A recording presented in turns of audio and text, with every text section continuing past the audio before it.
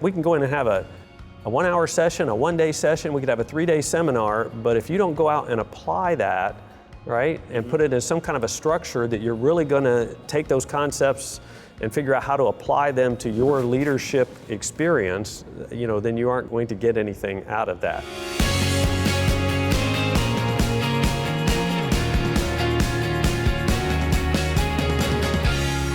Brett, first and foremost, thank you very much for taking time out of what I know is a very busy schedule to be here and to share some thoughts with us. What percentage of what you know about leadership came from formal training like we provide, situational leadership competencies, versus on-the-job training? Seeing somebody that has one particular trait or something that you really identify with and then just trying to model after that. So there's kind of the informal side to leadership development, and then there's more of the let me introduce you to, kind of formalized thinking about. Is there a mix there for you as you reflect on your career? And to me, certainly most of what I'd say the vast majority of what I learned was OJT, it was trial and error, it was feedback. Marshall relies a lot on the 360 feedback, and I had an opportunity to have one of those when I was a new colonel. So we had some specific leadership training opportunities. And again, we keep referring to Marshall because he's got a lot of good ideas, but it was just like he said, we can go in and have a 1 hour session, a 1 day session, we could have a 3 day seminar, but if you don't go out and apply that, right, and put it in some kind of a structure that you're really gonna take those concepts and figure out how to apply them to your leadership experience, then you aren't going to get anything out of that. And so there's a couple of times that I did have some specific leadership training. One of them I remember in particular was when I was at that wing in Okinawa, and we all came to a commander's conference, and in Hawaii was where the headquarters was. You would think that would be a really good deal. We didn't get outside that much. But we did 2 days on, really what it was about was how do you take your organization, which is by design almost pretty stovepiped. I've got an operations group that flies the airplanes. I got a maintenance group that maintains the airplanes. I got a civil engineering group that keeps all the facilities. I got a mission support group that does all the education and personnel and runs the dining halls and all of that kind of stuff. And it's very easy to let them operate in their stovepipe, right, and be successful in their stovepipe, but you aren't successful to the overall mission. And so that was a significant leadership training experience for me because I took it back to the wing and I started to apply it. And this was a question I was going to ask you. You talk about situational leadership that's really guided at that first or second level of formal or legitimate leadership. How do you transition, give you some kind of model to work from? And as I was thinking about, I took this from this commander's conference, I took it back to the wing, and it was one of these things where we called it strategic alignment and distribution. So essentially, I wanted to sit down and go, okay, what is the real purpose of this wing? What is our overall vision? What's our mission? All those sorts of things. And so now I'm talking to these 5 colonels who are all busy. They don't have time for this stuff, right? And so as I was thinking about our discussion today and thinking about the leadership model going from directive, telling, to coaching, to supporting, participating, and down to delegating, is that my leadership style, the more senior I got, the more I wanted to be in that delegating thing. And so this was my question for you. As I thought about that experience of taking this back, I brought in a facilitator, I made them sit in a room for 2 days and really think about what this was, and it was really hard for them to be loyal back up the chain and support this. So while I completely delegated to them the running of their groups, as I started thinking about, I'm very much on that directive side, low competence because I haven't really thought about how to do this. I've been through this training session, it crystallized in my brain immediately what I wanted to do, but I felt like over the course, and it took 8 or 9 months, and I'll tell you how I knew when I was successful, but I felt like at different times I was working through all 4 quadrants of that, because some people would start to get on board, other people wouldn't get on board. And so I'd be curious to your thoughts on that, because the way I knew that it had finally caught on, and I call it leadership stamina, I had to continue to drive this, force people to report these metrics. I'm not claiming to be where Alan Mulally is, but it was a similar kind of thing where I said, like the famous story about his meeting where, hey, we're going to meet every week and we're going to put these metrics up, and it's cross-functional. I'm not so interested in what you're doing, I'm interested in how the team's doing and how your part is contributing to that. And if you have problems, I want to know about it, and the whole story about, all those things went on in there. And so this was a similar situation, but when I say leadership stamina, I had to keep driving this until it wasn't when one of the colonels came back, but below the colonels there were 28 lieutenant colonels that ran each of the squadrons. And I always had a meeting once a week with all 28 of them. And one of them stood up and started showing slides and talking about how he had reorganized his squadron, same thing, looking very cross-functionally, lining up to the wing goals and all that kind of stuff. And I just wanted to applaud because I knew, and that was the most powerful message. You know why? Because all the other squadron commanders, they could listen to me say it all day, but when they see Sam applied these concepts to his squadron and he said it's working for him, then all of a sudden they go, maybe there's something to that. Maybe there's something to this, So do you see that as you go higher, that situational leadership model, it's kind of like in one aspect of my relationship with you, leader to subordinate, we're kind of operating over in the delegating quadrant, but over here, I'm still trying to get your support. I'm trying to bring you on board. All that is that correct? Absolutely. The higher you go in an organization, a condition for those promotions has something to do with demonstrated ability and willingness. You're good. Right. You're good at something. You value, being a leader, a formalized leader in the organization. So the higher you went, in the organization, the more you would rely on, style 3 and style 4. Right. It's much more of a participative delegative thing. But as you've already said, to use your own words, if you're going out to your key staff and you're saying, where are we? And you're getting nothing but agreement, that makes you nervous. Right. You then are challenging them more to make sure that they're applying the critical thinking that they need to be applying. And we used to really target most of our situational leadership training, and still do for the most part, at the first jump. Like when you go from being an athlete to a coach for the first time, right? So you're an individual contributor and you're really successful, and that's 70% of the reason you get promoted is because you're good at your technical job. 80% of the reason you struggle is because you were good at your job. You just feel like everybody should do things the way you do them. So what we try to teach people or say, here's the benefit of situational leadership that's grounded in this foundational organizational behavior, leadership development science, is, it depends. There's no such thing as a bad style. Delegation works, participation works, direction works. It's all a question of when you do what. And probably the most inconsistent thing you can do is to treat everybody the same. Right. Because it's ridiculous to assume that everybody's going to greet every task, with the same amount of knowledge, experience, skill, confidence, commitment, and motivation. Of course, there's going to be variability there. So if you want to move those folks along that continuum, you're going to have to differentiate what you do on the basis of who you're leading. What Alan did at Ford, Alan Mulally, it really sort of opened our eyes to the application of situational leadership in a board type setting. When he came up with his famous, red, yellow, green system, and he was asking key executives, top 16 people at Ford, as he took over the organization, and they were headed for a $17 billion loss, as I understand it. Okay, evaluate your plans in the context of our vision. Green means you got a plan and you're seeing results.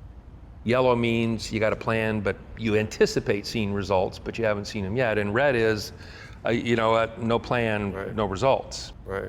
And each of those 16 key executives came back the first time. It speaks a little bit to the culture that Alan took over. Each of those 16 key executives came back the first time and they were all green. And Alan, my understanding, very calmly said, okay, so we're 6 months away from bankruptcy. We're heading for the largest loss in the history that Ford's ever experienced. And what you're telling me is we're all on track. Okay, let's do that exercise again. Right? And finally, Mark Fields emerges from the pack and says, well, if we're telling the truth here, I'm red. I don't know how I got to be red.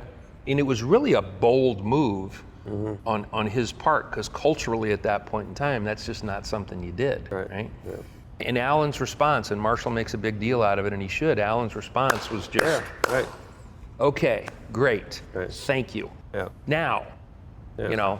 what are we going to do? Right. And he credits that moment as much as anything to sort of applying situational leadership, the whole idea of here's somebody that's admitting that they're unable and insecure, Right. that they don't have a plan, that divisionally we're really struggling here. Now what we need to do is get this person some direction. Right. And back to the power stuff for a second or two, the other thing I thought that was amazing about that story was, even though Alan was the CEO and had all kinds of legitimate power, he made a big deal about saying, by the way, I'm an airplane guy. I came from Boeing. Exactly. Yeah. I don't know how to fix your problem, but we have a lot of smart people here at Ford, and we can get some consultants and some other stuff if we need to, but we need to get Mark Fields some direction, and I'm not going to be the one that makes the decision to supply it. Right. So in that moment, okay, he's still got legitimate power, okay, but he's basically building a lot of referent power with people because they're saying, wow. By acknowledging he has no expert. I don't know what we're doing here. Even if he did, Yeah, this is another key point that Marshall makes, and nobody makes it better than him, but he said, what would have happened at that juncture if Alan would have said, well, have you thought of this? Yeah. Have you tried that? Right. He would have gotten compliance immediately. Right. Given the gravity of the situation, people probably would have said, oh yeah, that's a great idea. Yeah. And they would have implemented his plan and probably failed. Right. So what he had was the patience to leverage his position, to sort of put it on them and say, if we're going to get out of this mess, I'll sort of orchestrate it, I'll facilitate it, but I'm not going to do it. Right. And that's a real key difference, I think, and something that we're in the middle of is investigating. If you're a first-line supervisor and you have the answers, like people are seeking your expertise. Part of what you're doing is teaching them how to fly the plane because you know how to fly one because you've flown one forever. You have answers to their technical questions. The higher up you go, the more you're dealing with knowledge workers. And it's not necessarily you need to wait to get to the executive suite these days. We'll talk about your cybersecurity experience. Like you can walk into a room right away, first day as the boss, and be the dumbest guy in the room. Right? So how do you influence people or effectively lead people that are 10, sometimes 100 times smarter than you for that set of circumstances? So it's not as much as that you do situational leadership, you more facilitate it. It's something And boy, I'll tell you, on a bunch of different planes, that's where we are today. Leaders subverting ego and having the foresight to see my decision is in no way, shape, or form, going to be the best outcome. Even if I've got an answer to the plan. What I really need to do is get these folks to align around something they buy into and then move forward. You've mentioned that, a couple of times already. A little story they would always tell in the military, kind of to your point about what if he'd said, I wonder if we ought to do this, is, it's the wing commander that shows up at the wing, everything's looking good. First Saturday he's going to go out and play golf, and he gets to about the fourth hole, and he hits it into that tree right at the corner of the dog leg. And the next Monday morning meeting, he goes, I really enjoyed the golf course. It's in nice shape, He says, that darn tree though on number 4, that thing, is something else. Next week he goes out and plays. There's no tree there anymore. Right? So you have to understand what impact your words are going to say. But that whole story around the table to me hits several things. Is one, I'm a big believer in organizational culture, and leadership behavior sets the organizational culture. And if you can set the culture that you want with the appropriate vision and those sorts of things, then you don't have to get mired in the tactical details. There's plenty of people that know how to do that. I think the second thing that he showed there is that you're going to get rewarded for making the team better. And there were a couple of people that weren't going to be on board with that. As I recalled in the book, there's 2 or 3 of those senior folks that left.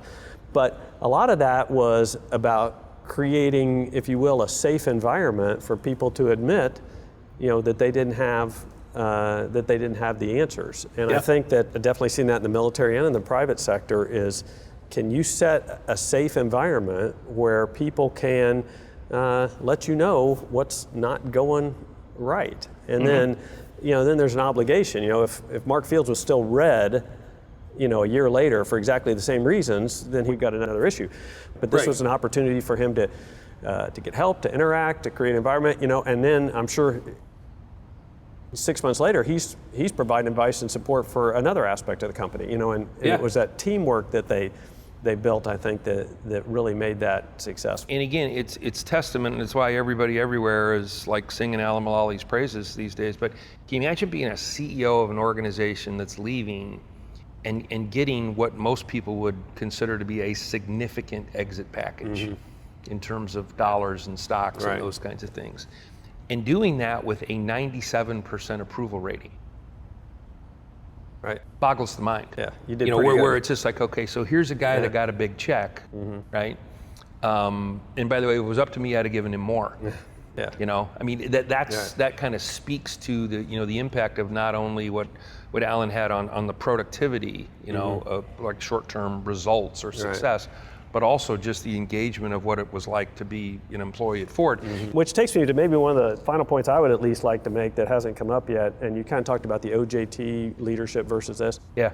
Is that as I went through my career, first 8 or 10 years you're flying a fighter and you're very happy with, I'm doing better, I'm becoming a flight lead, an instructor pilot. I go to the Air Force's weapons school, kind of the version of Top Gun, only much more difficult. But I'm doing all these things. And then at some point I woke up one day and go, you know what I really enjoy is I enjoy teaching Sam to fly. I am finding that I get a lot of pleasure in how well Sam is flying. And then you go on and you start getting in these different leadership positions, and then I had an opportunity in the Air Force to mentor. We do a week-long session when you're selected to be a wing commander. You go to Maxwell Air Force Base in Montgomery, Alabama, and this is part of our formal leadership training, is you go and spend a week in there with 20 other people and their spouses. We have a spouse course to that. It's very much a team-oriented approach. And you get an opportunity to mentor them. And I loved being able to do that because the satisfaction that I took in being able to take the things that I thought were good and I thought were successful and pass them on to you. And then it's your job to say, yeah, I like this, I don't like that, this doesn't work for my style, that does work for my style. But I think the more senior you get, I was rarely providing feedback or mentoring or counseling to one of my subordinates who was in a command position, almost never about how they do their job. It was about, what do I see in the culture of your organization? What do I kind of hear from people about tone at the top as I go talk to people in your organization? When I go fly in your organization, what do I feel? Because that's what they need. They're trying to, what are their leadership skills? What kind of culture is that establishing? And being able to effectively mentor people on how to make adjustments at that level, I think is one of the best things you can do for somebody in terms of helping them develop. No, absolutely. It's interesting, all the data that's out there, can't get away from it, on the generational contributions of it.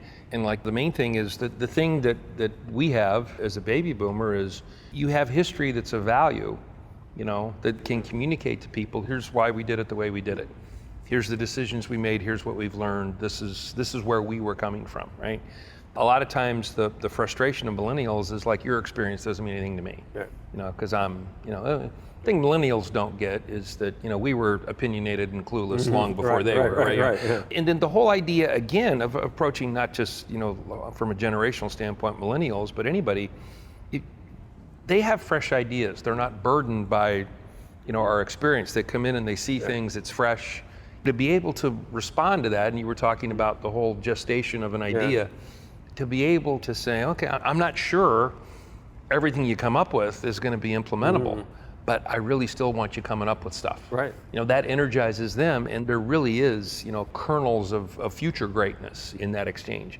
If you had one thing, like one soundbite you were going to say to somebody that was interested in becoming a more effective leader, whatever level they are in the organization, what would that be? I think I would go back to the very first thing that we talked about. When you find somebody that you really respect, somebody that inspires you, somebody that motivates you, somebody that clearly you trust, is watch them very closely and figure out, okay, what are they doing that makes me feel this way? Yeah. And realizing that as you move up, that the reputation you have as a leader is not going to be built very much on what you say.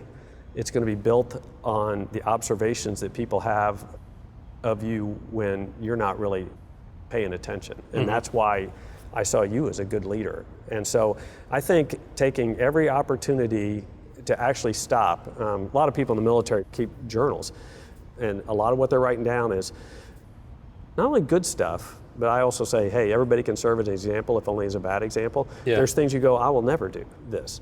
But I think if you want to be a successful leader, watch other people around you who you respect as a leader, and no kidding, take notes and think about what fits my style and how can I leverage what I've seen to make me more successful. Be very intentional and very conscious about what constitutes good leadership and maybe not good leadership in the context of what's going on. Yeah. Right.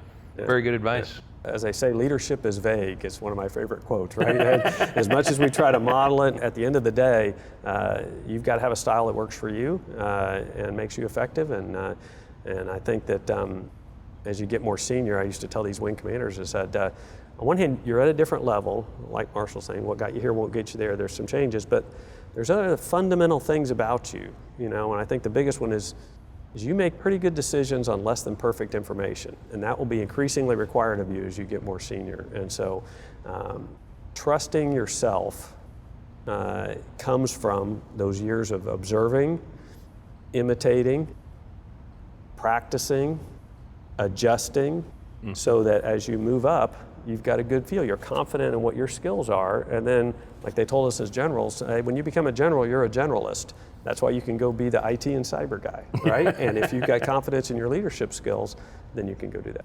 Yeah. Well, I'll tell you, on behalf of everybody at the Center for Leadership Studies. Yeah, thanks, Sam. Leadership is a passion of mine, and to be able to participate in something like this with somebody that's got your position in the field, in the industry, in the art is really a special opportunity.